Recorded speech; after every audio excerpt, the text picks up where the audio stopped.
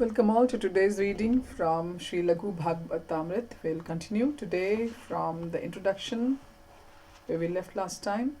Mukam karoti vachalam pangum langhayate girim yat kripa tamam vande Shri Gurum Teen Tarinam Paramananda Madhavam Shri Chaitanya Ishwaram Hari Om Tat Sat. Om Namo Bhagavate Vasudevaya. Om Namo Bhagavate Vasudevaya. Om Namo Bhagavate Vasudevaya. The manner in which the Laghu Bhāgavatāmrta classifies this tremendous variety of divine forms may help readers deepen their appreciation for the theological context of another key Gaudiya Vaishnava assertion that Sri Krishna Chaitanya Mahaprabhu is the non-blackish form of Lord Krishna himself, descending in this Kali Yuga as per the traditional interpretation of Srimad Bhagavatam, Canto 11, Chapter 5, verse 32. Krishna Varnam Tvisha Krishnam Sango Pangastra Parshadam Yagneha Sankirtana Prayera Yajanti Hi Sumedhasaha. In this age of Kali, intelligent persons perform congregational chanting to worship the incarnation of Godhead who constantly sings the names of Krishna. Although his complexion is not blackish, he is Krishna himself. He is accompanied by his associates, servants, weapons, and confidential companions.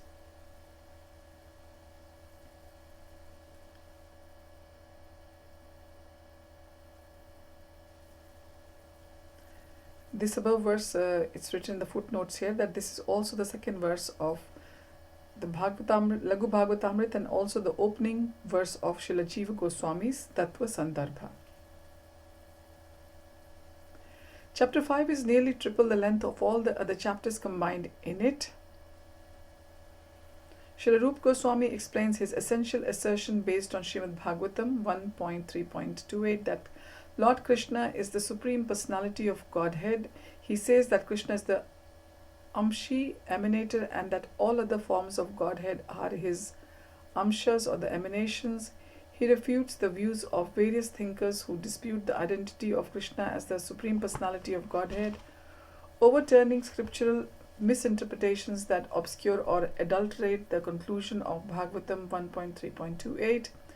Quoting diverse scriptures, Śrīla Rupa Goswami logically shows how Krishna is the original Supreme Personality of Godhead because he fully exhibits all perfections. Thus, Rupa Goswami obliges even worshippers of other forms of Lord Vishnu to at least seriously consider the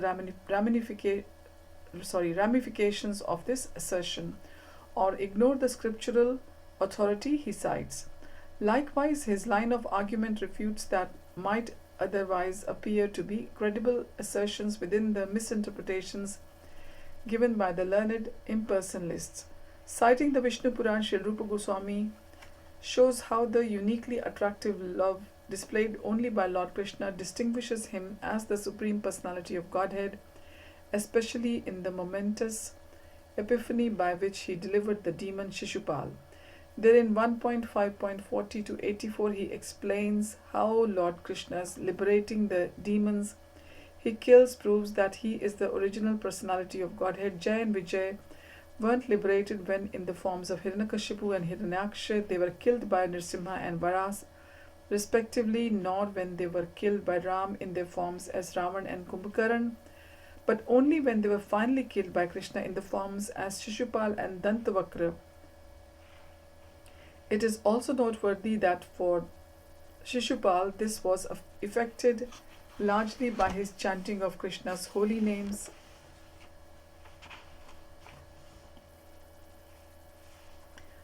(1.5.46 to 49). Even in the mood of enmity towards Krishna, the example suggests Krishna's supremacy in two ways that Śrīla Rupa Goswami explains elsewhere.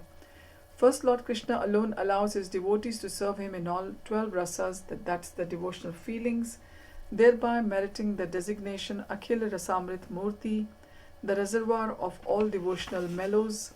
Secondly, the unique sweetness of Lord Krishna's love and beauty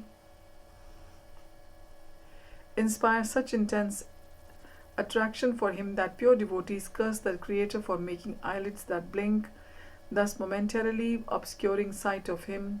Śrīla Rupa Goswami also explains the great mystery of Krishna's appearance. He reveals the dual nature of Krishna's pastimes, manifest and unmanifest, and explains how they are all eternal even though they seem to begin and end.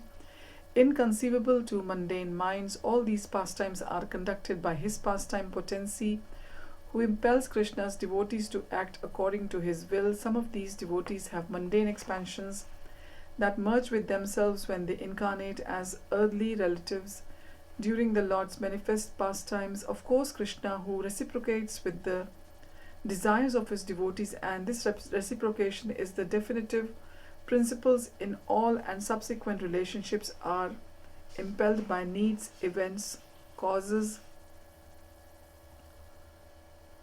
and effects subject to physical laws such as karma. It is by his own sweet will that Krishna takes birth from both Yashoda and Devaki, who eternally personify the perfection of maternal sentiment.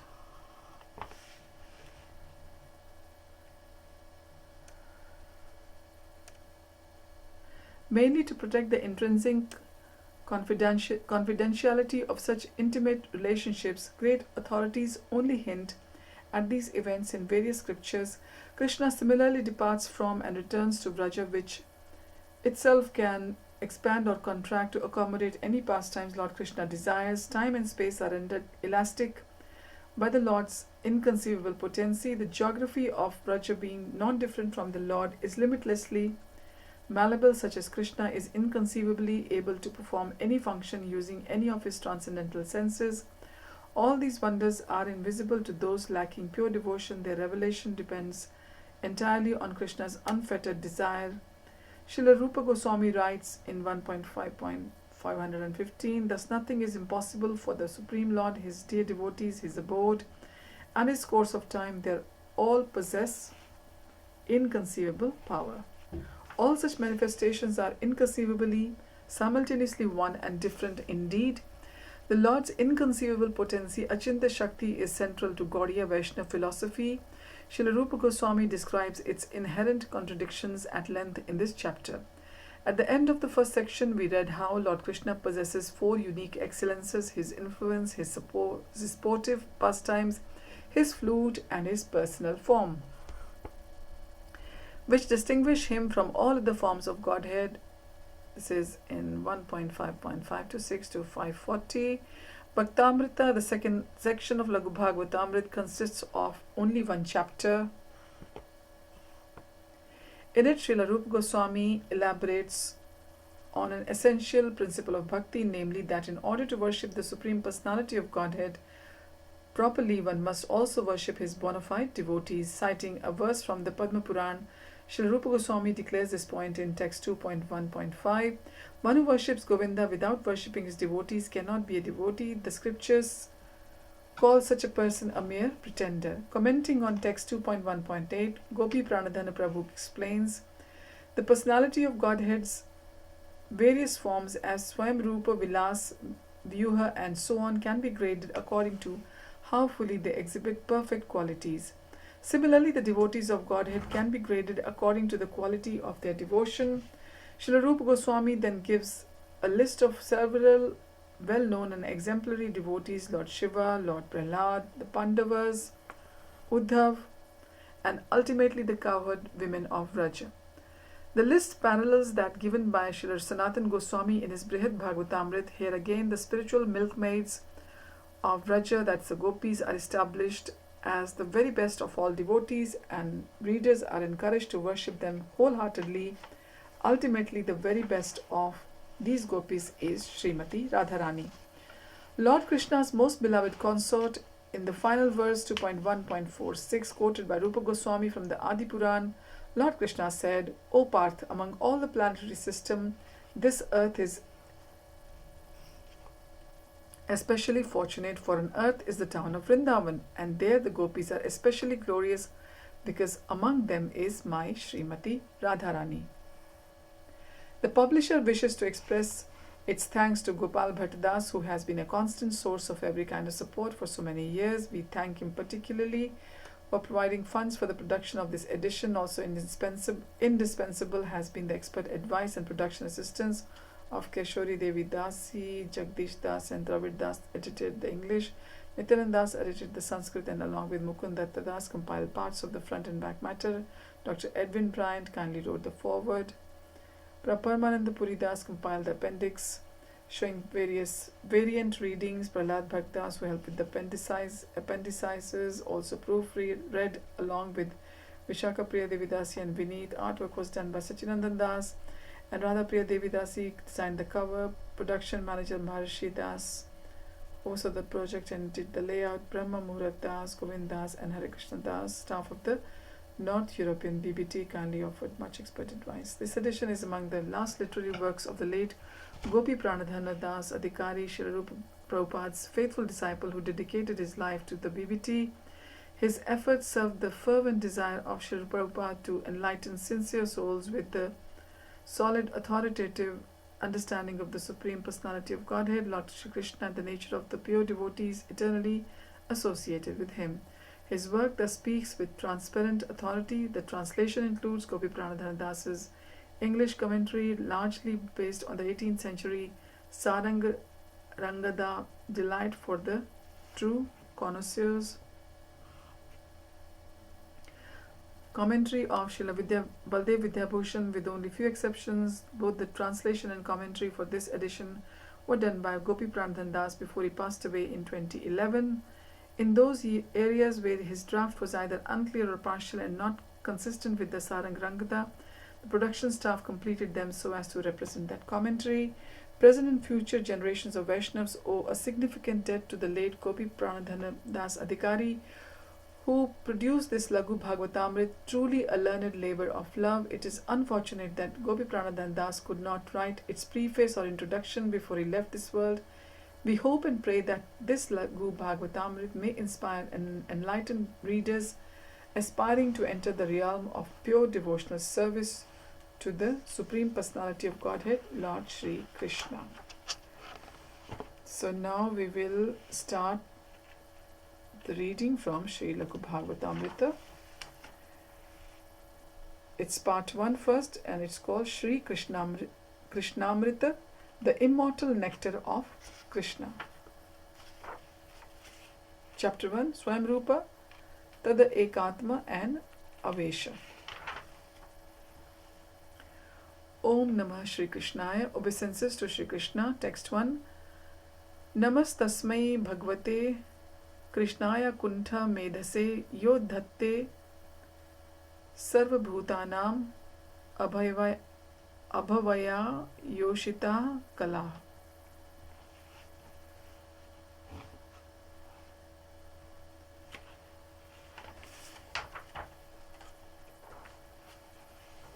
I'll do the synonyms also in this first text, the word to word meaning. Namah, obeisances, tasmai to him, Bhagavate, the Supreme Lord, Krishnaya, Krishna, Akuntha, unimpeded, Medase, who bestows, intelligence, Yaha, who, Dhatte, manifests, Sarva, of all, Bhutanam, living beings, Abhavaya, for the liberation, Ushatiha, for all attractive, Kalaha, expansions.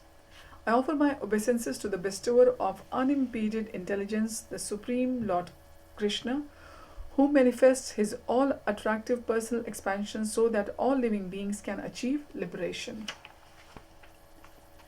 In the Mangalacaran, which comprises the first 4 verses of the Laghu Bhāgavatāmrta, Śrīla Rupa Gosvāmi invokes auspiciousness and indicates the book's focus. Śrīla Baldev Vidyabhushan writes in his commentary, Sarang Rangada, delight for the true connoisseurs, that in these verses Śrīla Rupa, aware of the essential teachings of all revealed scriptures, offers respect to Shri Krishna, the focus of Laghu Bhāgavatāmrta's systematic exposition on the personality of Godhead and his expansions. Śrīla Baldev Vidyabhushan writes that this Mangalacaran is intended by the author to incinerate all obstacles as if they were a heap of dry grass, and to dispense nectar like a downpour from the rain cloud, fulfilling all desires. Śrīla Baldev introduces his commentary with 2 verses of his own. Bhaktya Abhasenapi Toshanam Dadhane Dharmadhyakshe Vishwa Nistari Namni Nityananda Dvaita Chaitanya Rupe Tattve Tasmin Nityam Asatam Ratir Naha. May our attraction ever flow toward that truth who grants contentment in exchange for even a shadow of devotion, who oversees the principles of righteousness and who delivers the universe with his names, the supreme truth in the forms of Sri Nityananda Prabhu, Sri Advaita Acharya and Sri Chaitanya Mahaprabhu. Devacharyam yam viduhu sat kavitve parasharyam tatvavade mahantah Shringarartha Vyanjane Vyasa Sunam Sa Shri Rupaha Patu Na Bhritya Varagan. Exalted authorities consider Śrīla Rupa Gosvami equal to the gods, preceptor Brihaspati in his perfect poetic skills, equal to Parashar San Vyas in the elucidation of philosophical truth, and equal to Vyasa's son Shukadev in revealing the significance of amorous love of God. May the Sri Rupa protect us, his servants. Śrīla Rupa Goswami's first verse is a slightly modified version of a prayer spoken by the sage Narad in the 10th canto of Srimad Bhagavatam 10.87.46. Narad glorified Krishna, the Supreme Personality of Godhead, after hearing from Lord Badrinath how Sri Sanandan had recited to the sages on Janalok the prayers the personified Vedas had presented to the Lord at the end of the period of universal devastation. In his prayer, Narad bows down to Bhagwan, the personality of Godhead. The word Bhagwan can indicate any superior person who possesses the 6 opulences to a large degree, but it most often indicates God, who is said to possess them completely. These are listed in Sri Vishnu Puran 6.5.74. Aishwarasya Samagarasya Viryasya Yashasaha Shriyaha Jnana Vairagyayosh Chaiva Shanam Bhaga Iting Gana. Complete sovereignty, strength, fame, beauty, knowledge and renunciation. These are the 6 opulences called Bhaga with the added fix Van, indicating permanent inviolable ownership. Bhagwan means one who possesses completely all worthy and attractive assets. This Bhagwan is the same Krishna who as a baby drinks the breast milk of his mother Yashoda. By his grace alone anyone can attain the steady, keen intelligence, Akunta Medhas, that enables one to know the absolute truth, as Uddhav said to Sri Krishna, Tvatto Jnanam hi Jivanam Pramoshas Tetra Shaktitah Tvam eva hiya Atma Maya Yaya Gatim Vetha Na Chaparaha. From you alone arises the knowledge that living beings possess, and by your potency that knowledge is stolen away. Indeed, no one but you can understand the real nature of your illusory potency. This is from Bhagavatam 11.22.28. To grant opportunities for liberation to all conditioned beings, the Supreme Lord appears as his many avatars to attract the hearts of his devotees.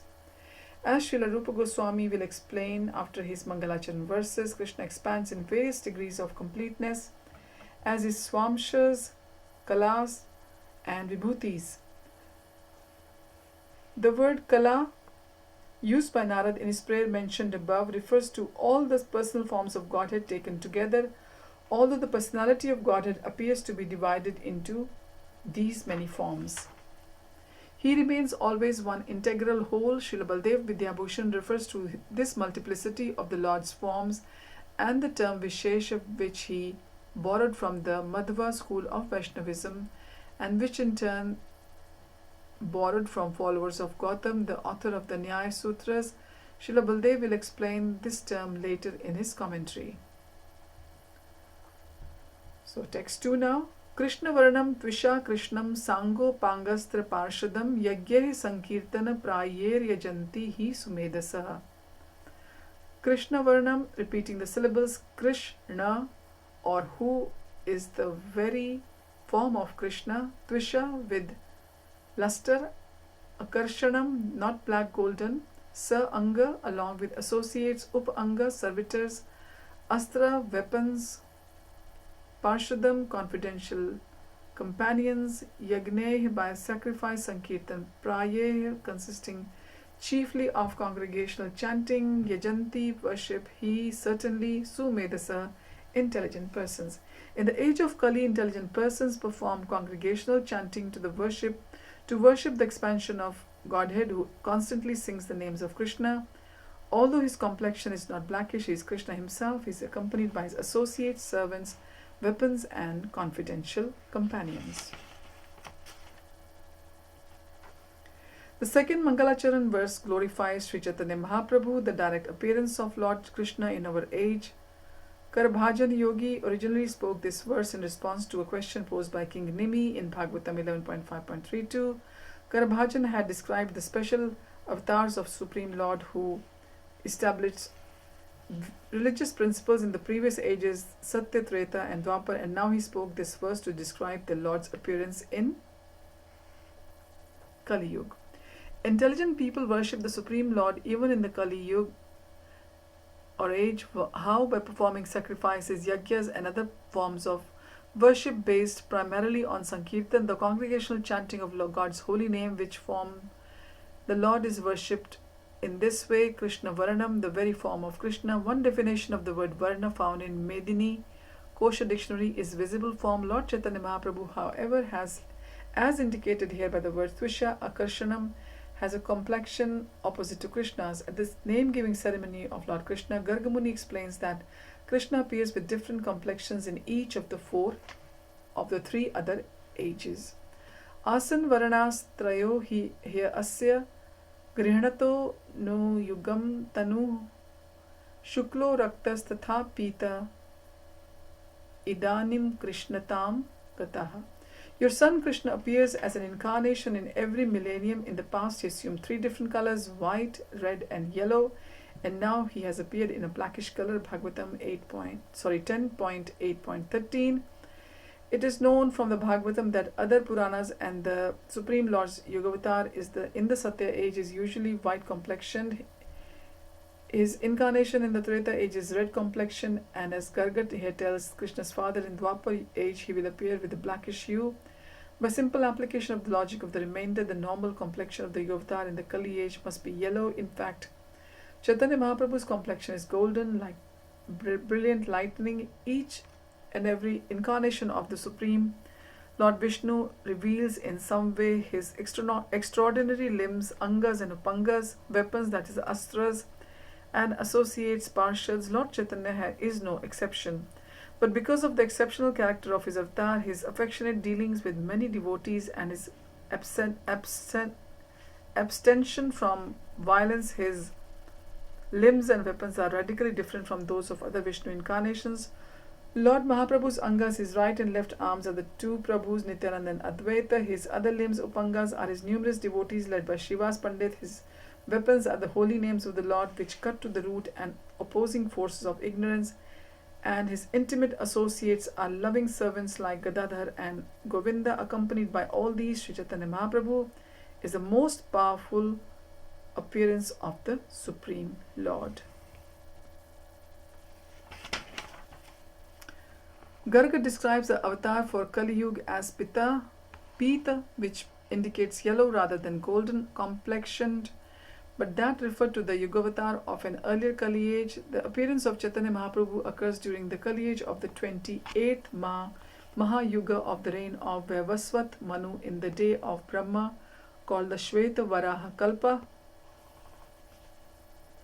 We also hear from various scriptures that in other Kali Yugas, the avatars who established religious principle for the age were dark blue and parrot green in complexion. Both of these other Kali Yuga avatars were living entities whom the Supreme Lord empowered to initiate the chanting of Lord Krishna's holy names. It is with these Shakti Avesha Jivas in mind that ancient authorities have made such statements in Pratyaksha Rupa Dhrig Devo Drishyate Na Kalau Hari.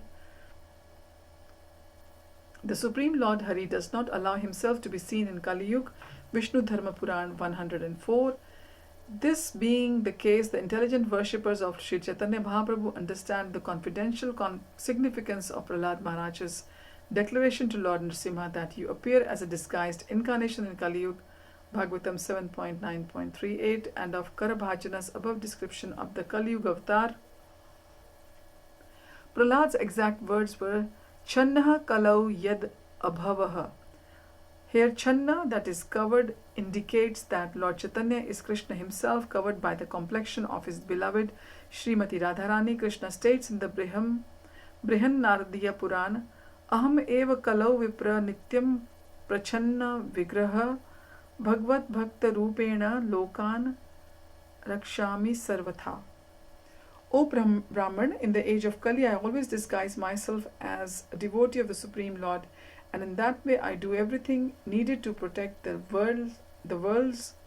The Upanishads also allude to Lord Chaitanya's descent, Yada Pashyaha Pashyate Rukma Varanam Kartaram Isham Purusham Brahma Yonim. Sometimes the Supreme Lord, the all-encompassing origin of creation, appears in golden complexion form. This is from Mukunda Upanishad 3.1.3.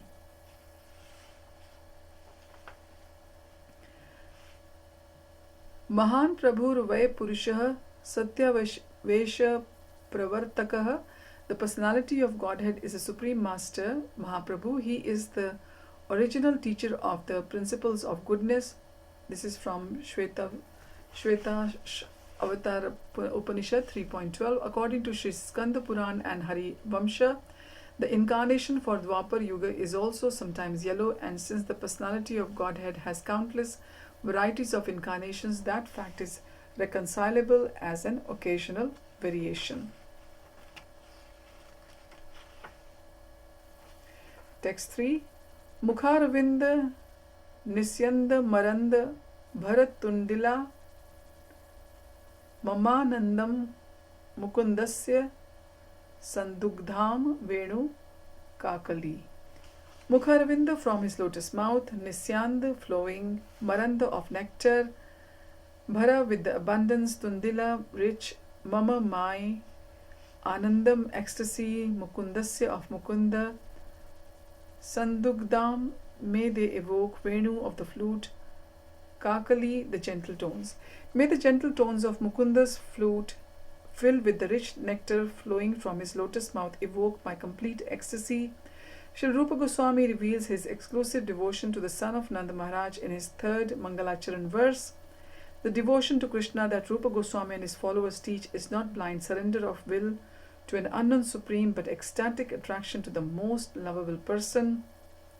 The more selfless a Vaishnava becomes in his devotion, the more ecstatic he becomes when he perceives Krishna's all-attractive features, especially his beauty and charming flute music. The unique sweetness of Krishna's flute playing will be discussed towards the end of this book in text 532 to 37 of the 5th chapter. Kakali is the term used rarely except in elegant poetry. Srila Baldev Vidyabhushan cites the words definition in the Amar Kosh dictionary and explains that it means a subtle, pleasurable sound. Text 4. Sri Chaitanya Mukhod Girna Hare Krishneti Varnakaha Majyanto Jagat Premni Vijayantam Tad Ahavayaha. Sri Chaitanya of Sri Chaitanya Mukha from the mouth, Udgirnaha, emanated Hare Krishna iti Hare Krishna, Varnakaha the syllables, Majyantaha drowning, Jagat the world, Premni in the love of God, Vijayantam may they be victorious, Tata his Ahvaya names. All glories to the syllables Hare Krishna emanating from the mouth of Sri Chaitanya Mahaprabhu. These syllables forming his own names are drowning the whole world in the love of God. Sri Rupa Goswami concludes his Mangalacharan by praising the chanting of Sri Krishna's names because it is the most effective spiritual practice in the age of Kali because his brother preceptor Śrīla Sanatana Goswami enthusiastically promoted it because it bestows the highest goal of life and because it brings one into direct association with Krishna, who is not different from his name. In this verse, the word iti and so on indicates that Chaitanya Mahaprabhu chanted the entire 32-syllable Mahamantra, which began with the words Hare Krishna, Krishna Krishna, Hare Hare, Hare Ram, Ram Ram, Hare Hare. In the text too, Rupa Goswami had already proclaimed the importance of chanting the Supreme Lord's names in the Kali age and many other statements in Srimad Bhagavatam as well as in other scriptures.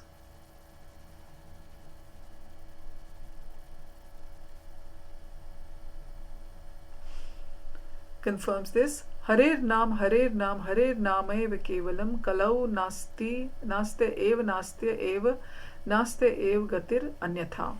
In the age of Kali, there is no other means for self-realization than chanting the holy name